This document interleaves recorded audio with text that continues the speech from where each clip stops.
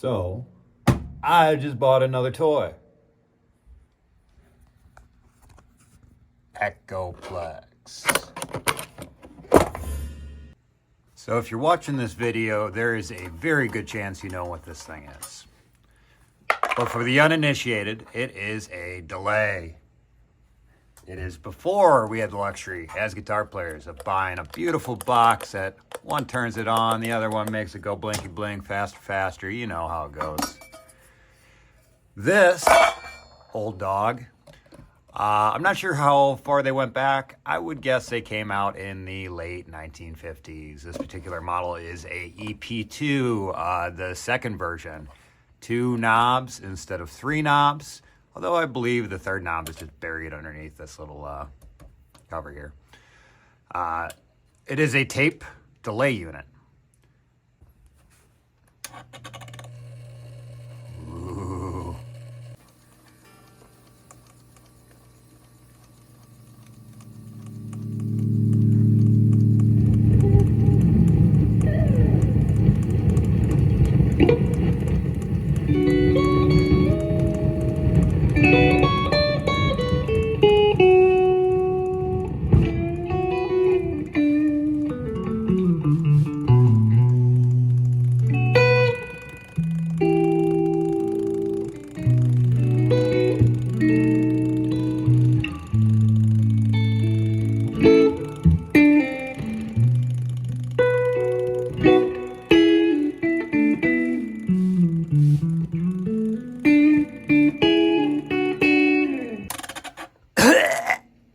You know, it's lived a life. Some things you buy because you're getting a decent price on it and you know you can flip it. Something like this, man, I just want one in my room. I want it sitting next to all my old guitars. I want it sitting next to all my old amps. Excuse me for one moment while I find a resistor to decharge those capacitors, I guess the big can cap. So, safety message from and to all on the internet, as I'm sure so many know. Don't go poking around old tube amplifiers on the inside if you don't know what you're working with, because the thing is off, unplugged, but these capacitors will still store high voltage in them. And that high voltage will shock you. Here's the back of the unit. Oh, some more of that beautiful silk screening. Looks like we've got 2 EU7 tubes. This is the original Raytheon, it looks like. And that would be a date of 63 on that tube.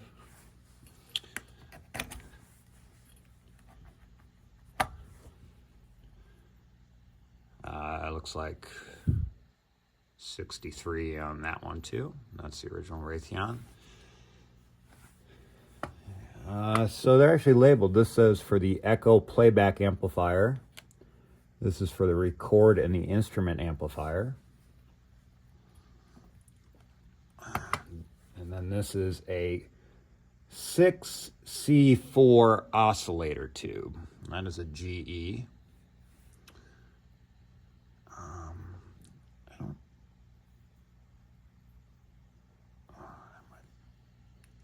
That might be the date right there. Kind of having trouble reading it. 62.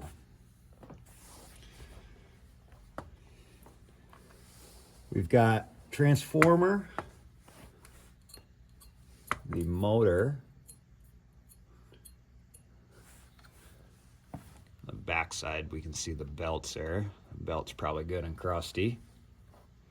So I guess the next step is to pull up a schematic, make a parts list of what I'm going to need to order, and then yeah, see as far as the belt and the mechanical bits what is available. New tape, all that too. So, to the computer. Okay, ladies and gentlemen, welcome to the future. Last time we spoke was a couple weeks ago. Here's the plan of attack. I have the Echoplex out on the bench right now, and I ordered some parts. So, I got resistors, I got capacitors, I got the can cap, got some shielding tape. I'm gonna shield the cabinet. I've got 3-prong cord, of course.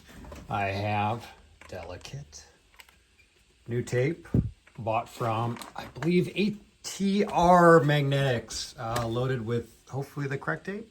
Let's hope. And finally, I got a new, this is not a pinch roller. What the heck is it called? Capstan. New capstan, new belts. Ordered from a place in Australia called Echoplex. Echoplex makes reproductions of Roland Space Echo units, which you should check out. They look fucking awesome. They're also $3,000. I would love to play one. They look amazing. So I am going to get to work on this, and I'm going to dig in, and I'm not going to do it with the camera on because fuck you guys. All right, first off, I'm really sorry about what I said. Anyways, old cap is out. New cap about ready to go in.